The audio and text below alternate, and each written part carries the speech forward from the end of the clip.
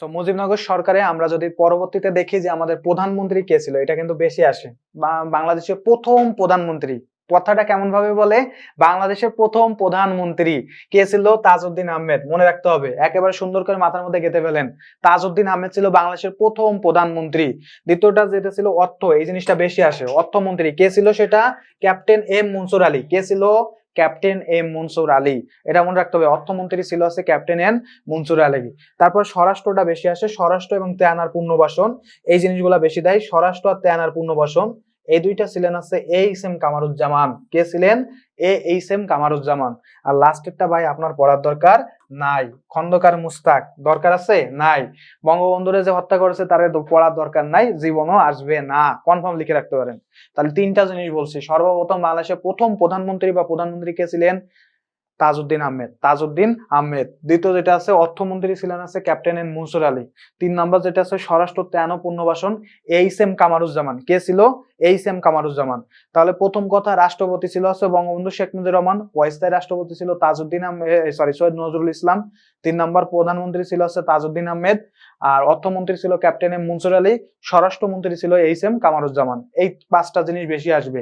আর মুজিবনগর সরকারের মোট মন্ত্রী বা সব মিলায় মোট ছিল সদস্য ছিল কয়জন? সদস্য হচ্ছে 6 জন। সদস্য 6 জন, মনে রাখবেন এটা। মুজিবনগর সরকারের মোট সদস্য ছিল 6 জন। ওকে, এরপরে যাই। এরপরে যেটা আছে প্রধান সেনাপতি, বাংলাদেশের মুক্তিযুদ্ধে প্রধান সেনাপতি ছিলেন আছে কর্নেল অবসরপ্রাপ্ত M A G Usmani. M A জি উসমানী। বেশি কথা আসে যেটা, সেটা হচ্ছে উসমানী। ওই যে ব্যক্তিটা দেখবা, ছবি টবি দেখলে বুঝবা, এরকম বিশাল বড় মোষ, এরকম মোষ নিয়ে বসে রয়েছে, উসমানী। এই উসমানীর বাসা ছিল কিন্তু সিলেটের হবিগঞ্জে। পরবর্তীতে সিলেটে কিন্তু তার নামে একটা আছে, মানে জাদুঘরও আছে, উসমানী। তাহলে প্রধান সেনাপতি colonel Osmani. Chief of staff, chief of staff ছিল captain A K Khandakar. Chief of staff কে? Captain A K Khandakar. বিষয়টা হলো বাংলাদেশের মুক্তিযুদ্ধের সময় বাংলাদেশের 3টা বাহিনী আছে, একটা হচ্ছে সেনা, একটা হচ্ছে নৌ, আর একটা কি, আর একটা হচ্ছে তোমার ধরো যে বিমান। 3টা বাহিনী আছে। তো 3টা বাহিনীর মধ্যে 3টা বাহিনীর একজন কিন্তু প্রধান হয়। এই 3টা বাহিনীর একজন প্রধান, সে ছিল কে? M A G Usmani. M A জি উসমানী। আর সেনাবাহিনীর প্রধান বা চিফ অফ স্টাফ বলা হয় ক্যাপ্টেন এ কে খন্দকারকে। আর আব্দুর রব, সেটা হচ্ছে বিমান বাহিনী আর বিমান বাহিনীর প্রধান। আর নৌবাহিনী তৎকালীন সময় আমাদের ওইভাবে ছিল না, যার কারণে আসলে নৌবাহিনী নিয়ে আর কিছু গঠন করা হয় নাই। এরপরে যেটা আমাদেরকে পড়তে হবে সেটা হচ্ছে সর্বদলীয় উপদেষ্টা কমিটি। এত কিছুর পরে সবসময় কিন্তু একজন দুইজন উপদেষ্টা রাখতে হয়। উপদেষ্টা না থাকলে কিন্তু কাজ হবে না, সব জায়গায় উপদেষ্টা রাখতে হবে। উপদেষ্টার মধ্যে চেয়ারম্যান ছিলেন মৌলানা ভাসানী, তাজউদ্দিন আহমেদ ছিলেন আহ্বায়ক, কমরেড মনি সিং কমিউনিস্ট পার্টির নেতা, তিনি ছিলেন সদস্য। অধ্যাপক মুসাফফর হোসেন, ইনি ছিলেন জাসদের নেতা, ইনিও একজন কমিউনিস্ট। মনোরঞ্জন ধর, খন্দকার মুস্তাক আহমেদ, সেও কিন্তু সদস্য ছিল। তাহলে প্রশ্ন আসে, উপদেষ্টা কমিটির চেয়ারম্যান কে ছিলেন? উপদেষ্টা কমিটির চেয়ারম্যান ছিলেন মৌলানা ভাসানী। উপদেষ্টা কমিটির চেয়ারম্যান ছিলেন মৌলানা ভাসানী। ওকে, তো এরপরে যেটা আছে আমাদের উপদেষ্টা গেল মুজিবনগর সরকার। এখন আমরা একটু তথ্য কণিকা গুলো একটু দেখে নিই যে কি কি তথ্য কণিকা আছে। সর্বপ্রথম মুজিবনগর সরকার বা গণপ্রজাতন্ত্রী বাংলাদেশের প্রথম অস্থায়ী সরকার গঠিত হয় 1971 সালের 10 এপ্রিল। বাংলাদেশের স্বাধীনতার ঘোষণা পত্র জারি করা হয় 1971 সালের 10 এপ্রিল। বাংলাদেশের অস্থায়ী সরকার গঠিত হয় কোথায়? কুষ্টিয়ার। আদি নাম কিন্তু নদিয়া। কুষ্টিয়ার আদি নাম কি? নদিয়া, একেবারে ভারতের কাছাকাছি। কুষ্টিয়ার মানুষ মানে হচ্ছে কি, ওইখানে খুব পাওয়া যায়, কি বলতো, এখানে খুব আছে গাঁজার চাষ হয় বলা হয়। তারপরে ওইখানে কিন্তু আর একটা ফেমাস আছে, সেটা হচ্ছে তিলের খাজা, যাই খাই আসতে পারো। তিলের খাজা খুবই বিখ্যাত, কুষ্টিয়া গড়াই নদীর তীরে অবস্থিত। কুষ্টিয়া সম্পর্কে আর একটা ইনফরমেশন দিই, ওইখানে কিন্তু লালন শাহর মাজার আছে, আর আছে রবীন্দ্রনাথের আছে কুঠির বাড়ি। এই সব জিনিস কিন্তু কুষ্টিয়াতে পাবা। সো কুষ্টিয়া মানে, কুষ্টিয়ার মানুষজন দেখলে সবাই ভাবে ওইখানে মনে হয় গাঁজার চাষ হয়। আসলে গাঁজা টাজা ওইখানে আসলে এমন আর চলে না, কারণ আগে এক সময় আছে উত্তরবঙ্গেও প্রচুর চাষ হতো। ইনফ্যাক্ট একদিন একটা রিপোর্টে দেখতেছিলাম যে ওইখানে আগে নাকি গাঁজা সেগুলোকে ধ্বংস করা হতো পুড়ায়, এবং ওই যে ধোঁয়া, ওই ধোঁয়া নেওয়ার জন্য আশপাশ দিয়ে মানে আশেপাশে 2-4টা অঞ্চল থেকে হাজার হাজার লক্ষ মানুষ এসে ওইখানে দাঁড়ায় থাকতো যে একটু ধোঁয়া যদি নিতে পারি। তো বিষয়টা হচ্ছে এখন আর হয় না, এখন বাংলাদেশ সরকার ওইটাকে অবৈধ ঘোষণা করছে, গাঁজা টাজা বাংলাদেশ থেকে উঠে গেছে। ওকে, তো মানে কুষ্টিয়ার মানুষ দেখে এখন আর কেউ গাঁজা বলতে যায় না যে আরে ও তো গাঁজার মানুষ, এরকম বলতে যায় না, গাঁজা টাজা খায় না। তো কুষ্টিয়ার মেহেরপুরের বৈদ্যনাথ তোলার ভবের পাড়া গ্রামে বর্তমান হচ্ছে সেটার নাম কি? মুজিবনগর গ্রাম। সেখানে আছে শপথ বাক্য পাঠ করা হয়। তারপরে যেটা আছে অস্থায়ী রাজধানী আছে মুজিবনগর, 17 এপ্রিল 16 থেকে 16 ডিসেম্বর 1971 পর্যন্ত মুজিবনগর সরকার আনুষ্ঠানিকভাবে শপথ বাক্য পাঠ করে 17 এপ্রিল 1971 মেহেরপুরের বৈদ্যনাথতলার আম্রকানন নামক স্থানে। আনুষ্ঠানিকভাবে স্বাধীন বাংলাদেশের সার্বভৌম বাংলাদেশ সরকার গঠন করায় অস্থায়ী রাষ্ট্রপতি হয়েছে সৈয়দ নজরুল ইসলাম 17 এপ্রিল 1971 সালে, কারণ বঙ্গবন্ধু সেই সময় তো জেলে বন্দী। তাহলে রাষ্ট্রপতি হবে কে? উপরাষ্ট্রপতি যে আছে সে রাষ্ট্রপতি হয়ে যায়, সেটা কে? সৈয়দ নজরুল ইসলাম। গণপ্রজাতন্ত্রী বাংলাদেশের স্বাধীনতার ঘোষণাপত্র পাঠ করেন এম ইউসুফ আলী 17 এপ্রিল 1971 সালে। মুজিবনগর সরকারের রাষ্ট্রপতি ছিলেন আছে বঙ্গবন্ধু শেখ মুজিবুর রহমান। রাষ্ট্রপতি বঙ্গবন্ধু শেখ মুজিবুর রহমান মানে অনুপস্থিতিতে অস্থায়ী রাষ্ট্রপতি হয়েছে সৈয়দ নজরুল ইসলাম। আর মুজিবনগর সরকারের প্রধানমন্ত্রী বা বাংলাদেশের প্রথম প্রধানমন্ত্রী কে ছিলেন? তাজউদ্দিন আহমেদ। মনে রাখতে হবে, তাজউদ্দিন আহমেদ। মুজিবনগর সরকার গঠিত হয় বা গণপ্রজাতন্ত্রী বাংলাদেশ সরকারের ছিল হচ্ছে রাষ্ট্রপতি পদ্ধতির। রাষ্ট্রপতি ওইখানে ছিল হচ্ছে প্রথম প্রধান। আমাদের বর্তমান শাসন ব্যবস্থা হচ্ছে প্রধানমন্ত্রী পদ্ধতির বা সংসদীয়, আর আগে ছিল হচ্ছে রাষ্ট্রপতি আছে প্রধান, তাহলে রাষ্ট্রপতি পদ্ধতিও। ঠিক আছে। তো মুজিবনগর নামকরণ করেন কে? নামকরণ করেন হচ্ছে তাজউদ্দিন আহমেদ। মুজিবনগর নামকরণ করেন হচ্ছে তাজউদ্দিন আহমেদ। অস্থায়ী সরকারের উপদেষ্টা মন্ডলীর সদস্য ছিল হচ্ছে 9 জন। এটা বেশি একটা গুরুত্বপূর্ণ না, বেশি গুরুত্বপূর্ণ যেটা সেটা হচ্ছে মুজিবনগর দিবস হচ্ছে 17 এপ্রিল, এইটাই বেশি আসবে। মুজিবনগর সরকার গঠিত হয় 10 এপ্রিল। মুজিবনগর সরকারের রাষ্ট্রপতি ছিল বঙ্গবন্ধু শেখ মুজিবুর রহমান। মুজিবনগর সরকারের অস্থায়ী রাষ্ট্রপতি ছিল হচ্ছে সৈয়দ নজরুল ইসলাম। প্রধানমন্ত্রী ছিল তাজউদ্দিন আহমেদ। ত্রাণ ও পুনর্বাসন মন্ত্রী ছিলেন এইচ এম কামরুজ্জামান। অর্থমন্ত্রী ছিলেন এম মনসুর আলী। এই কথাগুলো বেশি আসবে। এরপরে যেটা আপনার আসবে সেটা হচ্ছে যে মুজিবনগর নামকরণ করেন তাজউদ্দিন আহমেদ, সরকার গঠন করেন সৈয়দ নজরুল ইসলাম। এরপর আছে মুক্তিযুদ্ধের রণকৌশল। মুক্তিযুদ্ধের রণকৌশল মানে যুদ্ধের কৌশল। এটা আছে 1971 সালে 12 এপ্রিল কর্নেল উসমানী সশস্ত্র বাহিনীর নেতৃত্বে গ্রহণ করেন। 17 এপ্রিল তাকে আনুষ্ঠানিকভাবে মুক্তিবাহিনীর সেনাপতি নিয়োগ করা হয়। বাংলাদেশের মুক্তিযুদ্ধ পরিচালনা করার কারণে কয়টা সেক্টরে ভাগ করা হয়? সেক্টরটা আসে, বারবার বলতেছি। মুক্তিযুদ্ধ পরিচালনা করার জন্য বাংলাদেশকে 11টি সেক্টরে ভাগ করা হয়। এই 11টি সেক্টরকে আবার 64টি সাব সেক্টরে ভাগ করা হয়। কয়টি? 64টি সাব সেক্টর। আমি আবারও বলতেছি, 11টি সেক্টর, তাকে আবার 64টি সাব সেক্টরে ভাগ করা হয়। অর্থাৎ একটা হেড অফিস থাকে, হেড অফিসে যেমন শাখা অফিস থাকে তেমনি সেক্টর গুলারও শাখা অফিস ছিল, সেগুলাকে কি বলে? Sub sector. সাব সেক্টর ছিল কয়টি? 64টি। ওকে। এরপর যেটা মুক্তিযুদ্ধের মুক্তি বাহিনী কিভাবে গঠিত হয় সেটা আমরা একটু দেখি। কিভাবে গঠিত হয়েছিল আমাদের মুক্তি বাহিনী? প্রথম যেটা ছিল প্রধান সেনাপতির নাম, এটা আসবে। প্রধান সেনাপতি ছিলেন কর্নেল অবসরপ্রাপ্ত এম এ জি উসমানী। দ্বিতীয় যেটা সেটা হচ্ছে অনিয়মিত বাহিনী বা গেরিলা FA, বাঙালি বিদ্রোহী সৈনিক বৃন্দ। গেরিলা বাহিনী, গেরিলা যোদ্ধারা ছিল হচ্ছে ক্র্যাক প্লাটুন। এটা ঢাকা যে ছিল 2 নাম্বার সেক্টর, ঢাকা ছিল 2 নাম্বারের অধীনে। এইখানে আছে যুদ্ধ করতো। এরা কি করতো? হঠাৎ করে চলে আসতো, হঠাৎ করে চলে আসা ধুমধাম করে গুলি খেলা করে কয়েকজনকে মারা হঠাৎ করে আবার ভিতরের দিকে চলে, মানে গোপনে আততায়িত হয়ে যাইতো। হঠাৎ করে এসে 10-15 জনকে মারছে, মারে আবার চলে গেছে। এটা ছিল হচ্ছে গেরিলাদের কাজ। ওরা একটা টার্গেট করতো, একটা রেস্টুরেন্ট টার্গেট করছে, ওইখানে এসে 10 জনকে মারছে, মারে আবার চলে গেছে, মানে ধরতে পারতো না এদেরকে। এরা ছিল হচ্ছে গেরিলা। আরেকটা ছিল নিয়মিত বাহিনী, যেটা হচ্ছে বাঙালি বিদ্রোহী সৈনিক বৃন্দ। আর নিয়মিত বাহিনীর অধীনে ছিল ব্রিগেডিয়ার বাহিনী। ব্রিগেড ছিল আবার 3টা। একটা ছিল হচ্ছে জেড ফোর্স, জেড ফোর্সের নিয়ন্ত্রণে ছিল হচ্ছে মেজর জিয়াউর রহমান। তারপর ছিল হচ্ছে কে ফোর্স, কে ফোর্সের নিয়ন্ত্রণে ছিল হচ্ছে খালেদ মোশাররফ। আর একটা ছিল হচ্ছে এস ফোর্স, যেটা নিয়ম ছিল হচ্ছে কে এম শফিউল্লাহ। তাহলে 3 জন। জেড ফোর্সে জিয়াউর রহমান, তারপরে কে ফোর্সে ছিল হচ্ছে খালেদ মোশাররফ, আর একটা ছিল হচ্ছে এস ফোর্স, যেটা হচ্ছে কে এম শফিউল্লাহ। কে ছিল? শফিউল্লাহ। এই 3টার হচ্ছে ব্রিগেডিয়ার ফোর্স ছিল। তাহলে এখান থেকে প্রশ্ন যেটা আসছে যে সেক্টর ছিল 11টি, সাব সেক্টর 64টি, আর ব্রিগেডিয়ার ফোর্স ছিল কয়টি? 3টি। কি কি? জেড ফোর্স, কে ফোর্স আর এস ফোর্স। এরপর আমরা কিছু জিনিস এখান থেকে পড়ি যে মুক্তি বাহিনী বা সশস্ত্র বাহিনীর প্রধান ছিলেন জেনারেল মোহাম্মদ আতাউর গনি উসমানী। মুক্তিযুদ্ধের সময় ঢাকা শহর যে সেক্টরের অধীনে ছিল, কত নাম্বার সেক্টর? 2 নাম্বার সেক্টরের অধীনে ছিল। আর বাংলাদেশের মুক্তিযুদ্ধে একজন ইতালি নাগরিকের মৃত্যু হয়, যার নাম ছিল হচ্ছে mother Mario Verenzi. Mother Mario Verenzi. এই ব্যক্তি ছিল হচ্ছে ইতালির, কিন্তু তাকে মেরে ফেলছিল পাকিস্তানি সেনাবাহিনী। তাহলে কি কি বলছি? সর্বপ্রথম আছে উসমানী ছিল হচ্ছে আমাদের প্রধান সেনাপতি, আমি আগেই বলছি। আর বঙ্গবন্ধু শেখ মুজিবুর রহমান পাকিস্তানের কারাগার থেকে মুক্তি পান হচ্ছে 8 জানুয়ারি 1972 সালে। মুক্তি পায়া সর্বপ্রথম গেছিলেন লন্ডনে, লন্ডন থেকে ইন্ডিয়ায় আসছিলেন, ইন্ডিয়া থেকে হয়ে বাংলাদেশে প্রবেশ করে কত তারিখে? 10 জানুয়ারি। এই জন্য 10 জানুয়ারিকে বলা হয় স্বদেশ প্রত্যাবর্তন দিবস। কি বলা হয়? স্বদেশ প্রত্যাবর্তন দিবস। মাথার মধ্যে গেঁথে ফেলেন, পরীক্ষায় এই প্রশ্নটা আসে এবং আসবে। 10 জানুয়ারি ছিল স্বদেশ প্রত্যাবর্তন দিবস। তাই বঙ্গবন্ধু সর্বপ্রথম পাকিস্তান থেকে ছাড়া পাইছে 8 জানুয়ারি, গেছেন লন্ডনে, লন্ডন থেকে ইন্ডিয়া হয়ে বাংলাদেশে আসছে 10 জানুয়ারি, স্বদেশ প্রত্যাবর্তন দিবস। এখন আমরা আসলে সাব সেক্টর বা আমাদের সেক্টর গুলার মধ্যে কে কোথায় কি দায়িত্ব পালন করছে সেটা একটু দেখি। মুক্তিযুদ্ধ পরিচালনার জন্য সমস্ত বাংলাদেশের আছে মোট 11টি সেক্টর আর 64টি সাব সেক্টরে ভাগ করা হয়। একেবারে 1 নম্বর সেক্টরে সেক্টর কমান্ডার ছিলেন আছে, প্রথমে ছিলেন জিয়াউর রহমান, পরে ছিল আছে মেজর রফিকুল ইসলাম। প্রথমে ছিল জিয়াউর রহমান আর পরে রফিকুল ইসলাম। এটা বেশি একটা আসে না, আমি কয়েকটা জিনিস বলে দিব, সেটা একটু বলে রেখো। এই অঞ্চলটা মাঝে মধ্যে আসে, আসলে কোনটা দিবে এটা অ্যাকচুয়ালি ঠিক সঠিক বলা যায় না।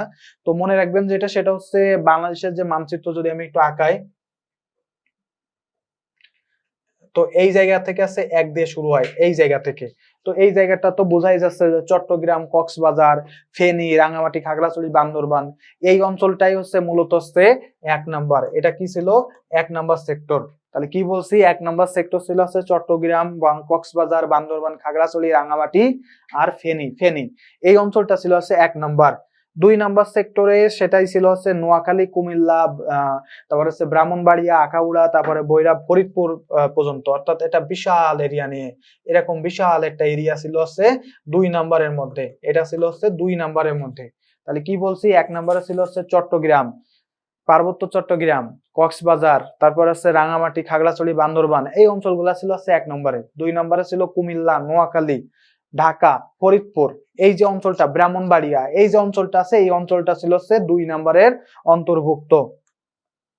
তারপর আছে আমাদের যে 3 নাম্বার ছিল মূলত হচ্ছে কিশোরগঞ্জ, হবিগঞ্জ, ঢাকা জেলার অংশ বিশেষ।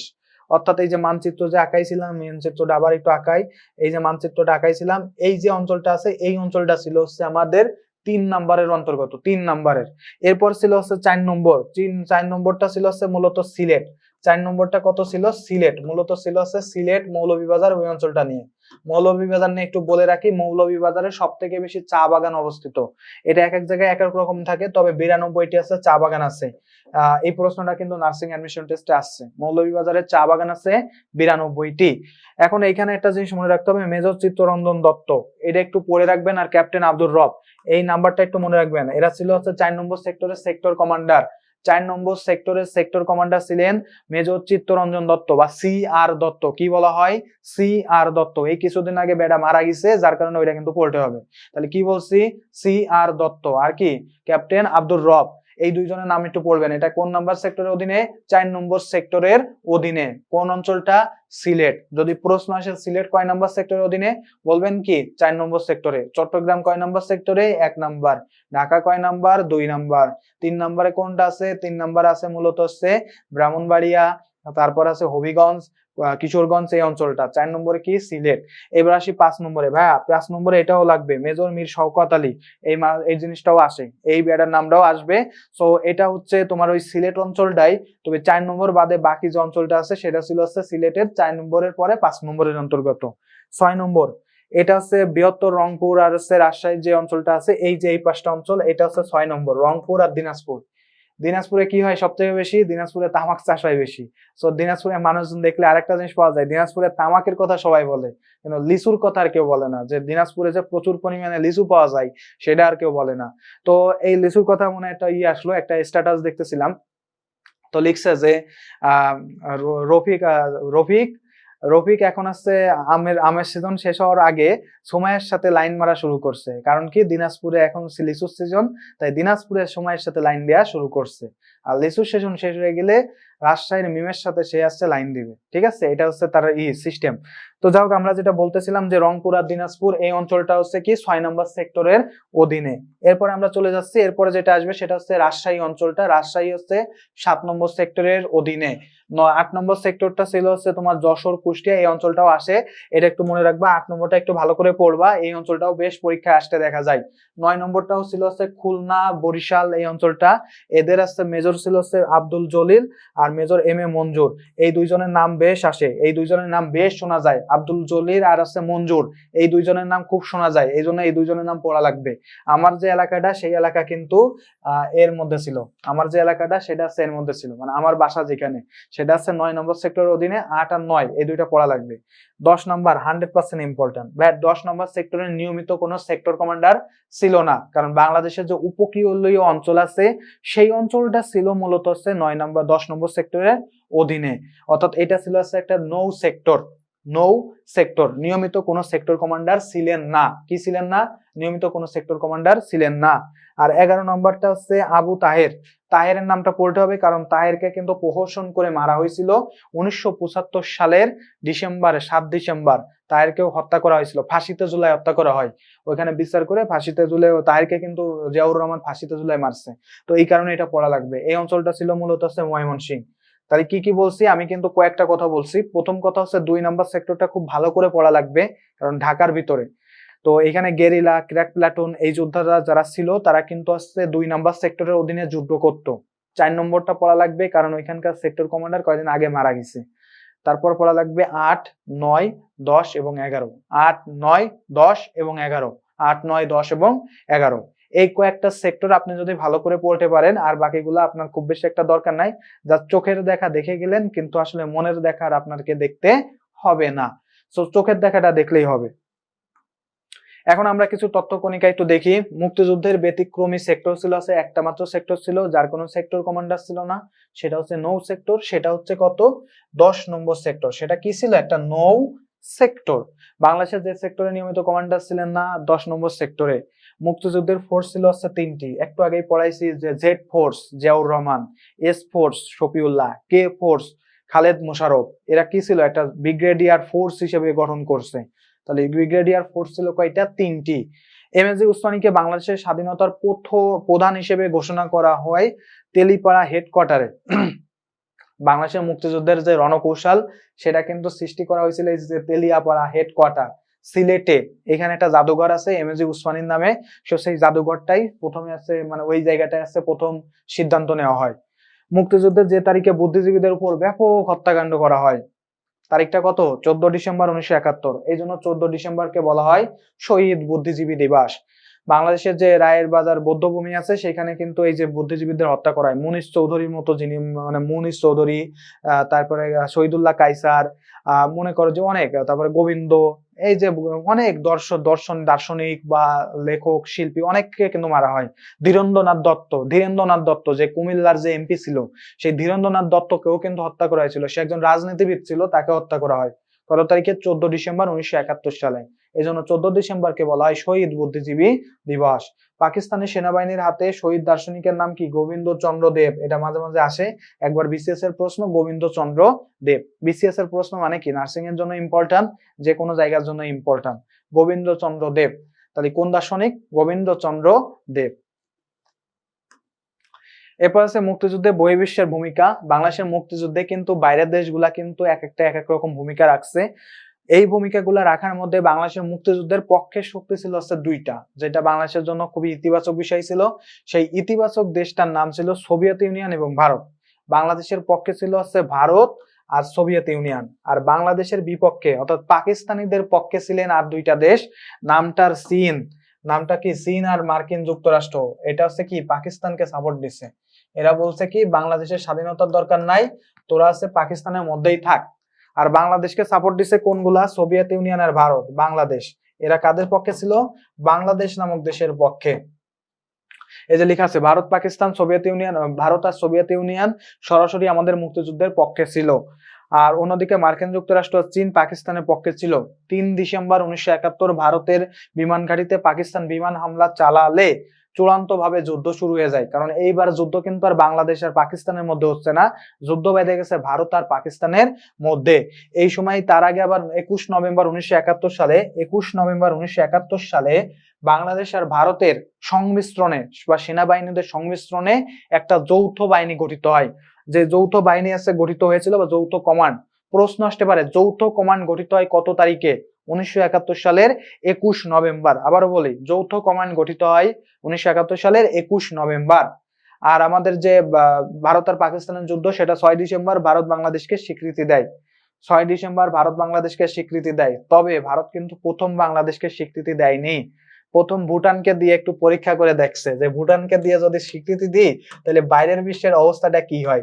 তো ভুটান যখন বাংলাদেশকে স্বীকৃতি দিছে, তো পরিস্থিতি দেখতেছে যে না, এখন স্বাভাবিক আছে। তখন ভারত ভাবতেছে কি যে যাই যাই আমিও একটু স্বীকৃতি দিয়ে আসি। তো সেইভাবে কিন্তু 6 ডিসেম্বর মানে সকালে দিছে ভুটান আর বিকেলে দিছে কে? ভারত। প্রশ্নটা প্রায় আসে, বাংলাদেশকে স্বীকৃতি দানকারী প্রথম দেশ কোনটি? বাংলাদেশকে স্বীকৃতি দানকারী প্রথম দেশ হচ্ছে ভুটান। খুব ভালোভাবে মাথার মধ্যে গেঁথে ফেলো। এখন আমরা কিছু তথ্য কণিকা দেখি। বাংলাদেশের মুক্তিযুদ্ধে বাংলাদেশের বন্ধু রাষ্ট্র ছিল হচ্ছে ভারত আর সোভিয়েত ইউনিয়ন। খুব সুন্দরভাবে মাথার মধ্যে রেখে দিতে হবে। আর মুক্তিযুদ্ধের চলাকালীন হচ্ছে চীন আর যুক্তরাষ্ট্রের অবস্থান ছিল বাংলাদেশের বিপক্ষে। আর অধিকাংশ যত সমাজতান্ত্রিক দেশ আছে তাদের সাপোর্ট ছিল বাংলাদেশের পক্ষে। কারণ তোমরা জানো যে কিউবার যে প্রেসিডেন্ট ছিল ফিদেল কাস্ত্রো, সে নিজেই বলছে আমি হিমালয় দেখিনি, আমি বঙ্গবন্ধুকে দেখেছি। তো সেই হিসেবে কিন্তু মনে রেখো যে সমাজতান্ত্রিক দেশগুলা কিন্তু বাংলাদেশের পক্ষে ছিল। অস্ত্র সেনা সমর্থন করে বাংলাদেশকে সাহায্য করেছিল হচ্ছে ভারত। যৌথ বাহিনী গঠিত হয়েছিল হচ্ছে ভারতীয় সেনা আর বাংলাদেশি যে মুক্তিযোদ্ধা ছিল তাদের সমন্বয়ে। কত তারিখে? 21 নভেম্বর 1971 সালে। তো আসলে অনেকে ভাবো কি, আরে ভাইয়া আপনার মাথায় এত জিনিস থাকে কেমনে? আসলে ভাইয়ার মাথায় এত জিনিস থাকে না। ভাইয়াও তো পড়াশোনা করে এখানে আসছে। ওই তোমাদেরও সেম একই কথা যে এত জিনিস তোমার মাথায় আসবে যদি তুমি পড়াশোনা করো। আর যদি নিজের মতো করে সুন্দর করে স্বপ্ন দেখো আর মোবাইলে যদি এইভাবে স্ক্রিন বারটা এইভাবে টাচ করতে থাকো, ওই স্বপ্ন স্বপ্নই থাকবে আর ভাইয়ার মাথা ভাইয়ার মাথার মতোই থাকবে। আর তোমার মাথায় গোবর গণেশ, সেটা গোবর গণেশের মতোই থাকবে। তো গোবরে কিন্তু আবার একটা ব্যাপার আছে, গোবর যে সারটা তোমরা শুনবা যে গোবর সার কিন্তু কৃষি বিজ্ঞানীরা এখন কি বলে, গোবর সার ব্যবহার করতে বলে না। কেন বলে বলো তো? গোবরে কিন্তু প্রচুর এনার্জি। এই এনার্জিটাকে তোমাকে আসলে ঠিক মতো মাটিতে দিতে হবে। জাস্ট ওইখানে একটা বৃক্ষ লাগাই দেখো না, সেটা কতটা উপরে ওঠে। সো গোবর, যারা গোবর গণেশ আছো তোমাদের কোনো সমস্যা নাই, তোমাদের মাথা কিন্তু আরো বেশি ব্রাইট হবে। সো এই ব্রাইট জায়গায় একটা জিনিসই করতে হবে, একটা বীজ লাগাইতে হবে। জাস্ট একটা গাছের বীজ লাগাইতে হবে। এই গাছের বীজটা তোমাকেই এখন লাগানোর সময় এসেছে। তো যৌথ বাহিনীর সেনাধ্যক্ষ বা যৌথ বাহিনীর সেনাপ্রধান কে ছিলেন? জেনারেল জগৎ সিং অরোরা। জেনারেল জগৎ সিং অরোরা। মুক্তিযুদ্ধের বিপক্ষে যুক্তরাষ্ট্রে যে নৌবহর প্রেরণ করেছিলেন সেটা হচ্ছে সপ্তম নৌবহর। এর আগে আবার 6টা পাঠাইছে, সপ্তম নৌবহর পাঠাইছিল। এই যে নৌবহর, এটা যদি বাংলাদেশে প্রবেশ করতে পারত তাহলে মনে করো যে বাংলাদেশের যে 30 লাখ মানুষ মারা গেছে এটা হয়তো বা 60 লাখ বা 70 লাখ হয়ে যাইতে পারতো। মানে এত পরিমাণ মানুষ ওরা মারতো। বাট এই সপ্তম নৌবহর, এটাকে কিন্তু আমাদের যে অপারেশন জ্যাকপটের মাধ্যমে এই নৌবহরকে আর পাঠাইতে পারে নাই, বা এই নৌবহরকে কিন্তু ধ্বংস করা হয়েছিল। এরপর দেখো, জাতিসংঘের সদস্যপদ না পেতে বাংলাদেশের বিপক্ষে ভোট দিয়েছিল বা ভেটো দিয়েছিল চীন। আমরা জানি জাতিসংঘের সদস্য বা নিরাপত্তা পরিষদের সদস্য আছে 15টি দেশ। এর মধ্যে স্থায়ী সদস্য আছে 5টি। কি কি আছে? প্রথমে আছে আমেরিকা, 2 নাম্বার কি? ইংল্যান্ড বা যেটাকে আমরা বলে থাকি আছে ব্রিটিশ, 3 নাম্বার যেটা আছে সেটা হচ্ছে ফ্রান্স, 4 নম্বর আছে চীন, 5 নম্বর রাশিয়া। সব দেশ বাংলাদেশে বলছে যে এদেরকে নেন জাতিসংঘের। একটা মাত্র দেশ, নামটা কি তার? চীন। এই চীনের প্রোডাক্ট কিন্তু খুব বেশি একটা ভালো হয় না। চীনের কথা মানে পৃথিবীর যত আছে ভেজাল আছে সব কিন্তু চীন সাপ্লাই দেয়। তো চীন এই দেশটা সর্বপ্রথম বাংলাদেশের বিপক্ষে ভেটো দিছিল। আর আজকে বাংলাদেশের প্রত্যেকটা কাজ কিন্তু চীনই করে। ঠিক আছে। তো এরপর যাই, হ্যারিসন ও রবি শঙ্করের উদ্যোগে কনসার্ট ফর বাংলাদেশ হয়েছিল। কোথায় হয়েছিল? এটা হয়েছিল নিউ ইয়র্কের মেডিসন স্কোয়ারে। নিউ ইয়র্কের মেডিসন স্কোয়ারে। পণ্ডিত রবিশঙ্কর আর আছে কি হ্যারিসন। বব ডিলান আছে এখানে সঙ্গীত প্রযোজনা করছিলেন। এই বব ডিলান কিন্তু তার সাহিত্যকর্মের জন্য নোবেল পুরস্কার পাইছে, বব ডিলান। তো এটা মনে রাখতে হবে যে হ্যারিসন আর রবিশঙ্করের উদ্যোগে কনসার্ট হয়েছিল কোথায়? নিউ ইয়র্কের ম্যাডিসন স্কোয়ারে। এরপর জাতিসংঘে বাংলাদেশের পক্ষে ভেটো দিয়েছিল সোভিয়েত ইউনিয়ন। আবার জাতিসংঘে বাংলাদেশের পক্ষে ভেটো দিয়েছিল বাংলাদেশে, মানে বাংলাদেশের সাথে ছিল আর কি সোভিয়েত ইউনিয়ন। বাংলাদেশের বন্ধু প্রতিম দেশ রাশিয়া, যেটার বর্তমান নাম কি? রাশিয়া। ওকে।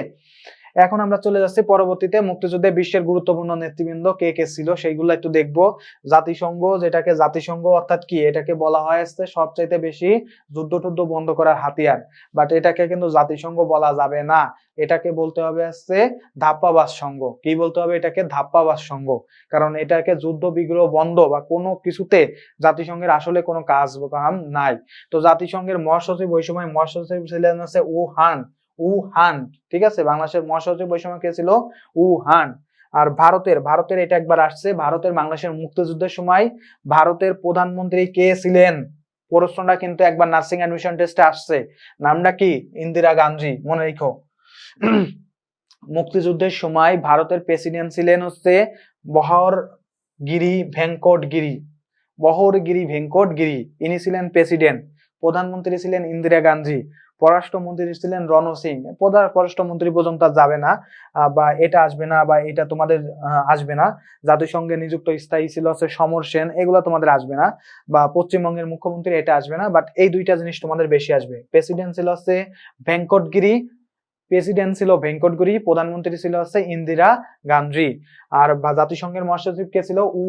উহান। এরপর ছিল সোভিয়েত ইউনিয়ন। সোভিয়েত ইউনিয়ন থেকেও বেশি কিছু আসবে না। পররাষ্ট্রমন্ত্রী কোনোটাই আসবে না, পররাষ্ট্রমন্ত্রী পর্যন্ত যাবে না, জাস্ট উপরে। তবে এখানে খালি প্রেসিডেন্টটা পড়লেই হবে। রাশিয়ার তৎকালীন প্রেসিডেন্ট ছিল নিকোলাই পডগোনি, ঠিক আছে। আর প্রধানমন্ত্রী ছিল আলেক্সাই কোসিগিন। আর যুক্তরাষ্ট্রের তৎকালীন প্রেসিডেন্ট ছিল রিচার্ড নিক্সন। আর পররাষ্ট্রমন্ত্রীর দরকার নাই, এগুলো আসবে না, ঠিক আছে। প্রেসিডেন্ট পর্যন্ত পড়লেই হবে। আর চীনের প্রেসিডেন্ট ছিল দং বিউ। কি নাম ছিল? দং বিউ। নামগুলা কিন্তু আসলে খুব বিদঘুটে, ঠিক আছে। প্রেসিডেন্ট ছিল দং বিউ, আর প্রধানমন্ত্রী ছিল জু এন লাই। তো তাইলে কি বলছি? সোভিয়েত ইউনিয়নের প্রেসিডেন্টটা লাগবে নিকোলাই পডগোনি, আর যুক্তরাষ্ট্রের প্রেসিডেন্ট ছিল রিচার্ড নিক্সন। তো আমি একটু কথা বলি সেই সাথে, তোমরা অনেকে হয়তো শুনবা যে নিক্সন মার্কেট বলে একটা কথা বলে থাকে, অনেক জায়গায় দেখবা। নিক্সন মার্কেট এমন একটা মার্কেট যেখানে পুরাতন জিনিসপত্র বিক্রি করা হয়। হয়তো একটা প্যান্ট, সেটা হয়তো স্বাভাবিকভাবে 2000-3000 টাকা দাম, তো সেটা দেখা যাচ্ছে ওইখানে গেলে তুমি 100 টাকা বা 200 টাকায় পেয়ে যাবা। কারণ ঢাকা শহর বা বিভিন্ন জায়গায় এমনটা প্রচলিত আছে, পুরানো প্যান্ট কিনে নিয়ে আসে, কম দামে কিনে এনে ওইটাকে ড্রাই ওয়াশ করে আবার বিক্রি করে। তো নিক্সন মার্কেটের বিষয়টা ছিল যে আমেরিকা থেকে 1971 সালের পর যখন যুদ্ধ বিগ্রস্ত এই বাংলাদেশে প্রচুর পরিমাণে খাদ্য অভাব, পোশাকের অভাব, সবকিছু মিলাই তো প্রচুর অভাব। তো বাইরের দেশ থেকে কিন্তু প্রচুর পরিমাণে অনুদান ওই সময় আমাদের দেশে আসতো। তো নিক্সন কি করছিল?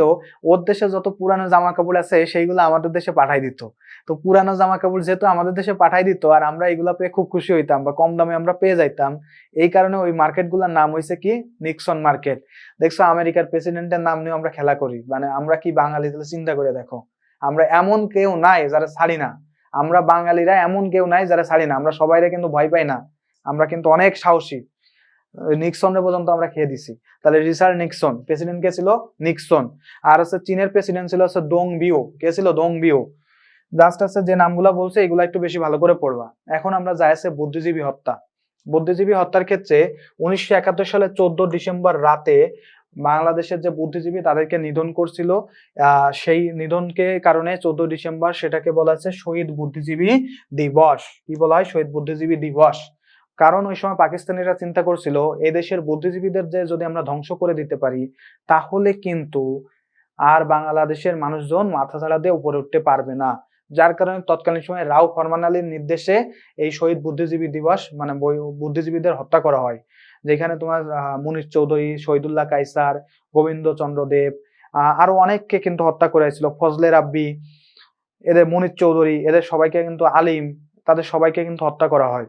সো শহীদ বুদ্ধিজীবী দিবসটা কিন্তু খুব গুরুত্বপূর্ণ। ওকে, 14 ডিসেম্বর হচ্ছে শহীদ বুদ্ধিজীবী দিবস।